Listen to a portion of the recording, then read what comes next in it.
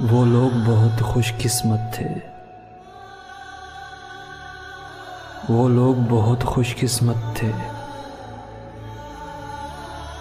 जो इश्क को काम समझते थे या काम से आशिकी करते थे। हम जीते जी मसरूफ रहे, कुछ इश्क किया कुछ काम किया, काम इश्क के आड़े आता रहा